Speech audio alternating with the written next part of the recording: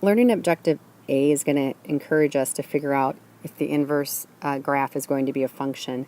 There's a really great trick that you can use. It's called the horizontal line test, and it says here, the inverse of a function is itself a function if and only if no horizontal line intersects the original function in more than one point. So here's the deal. Over here is the original function. So what this would say is you go to the original function and you draw any horizontal line. You're going to notice it's never going to cross in more than one point, which tells me I know when I find its inverse. So if I were to find the inverse, I'd get this graph.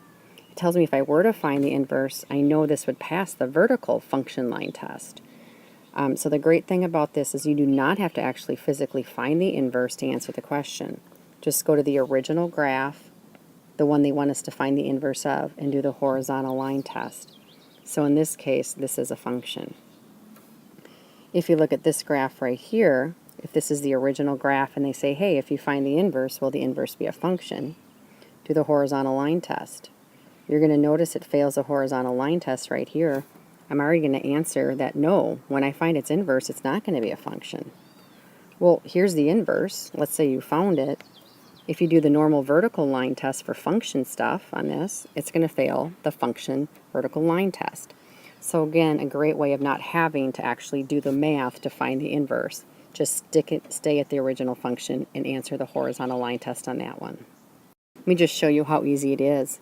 They're going to ask you, if you were to find the inverse for this particular graph, is it going to be a function? We've already looked at this graph. This is it right here if you graph it super quickly. Clearly, on a horizontal line test, this thing is going to fail it.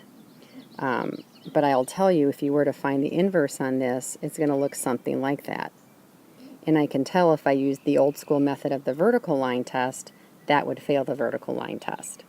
So will the new inverse be a function? No, it won't. Now this graph here we just found recently, and what we're going to find on this one is that, again, their pre-image kind of looks something like this. Okay. If I find the inverse of this, will that thing be a function? I don't need to find the inverse. I'm going to do the horizontal line test.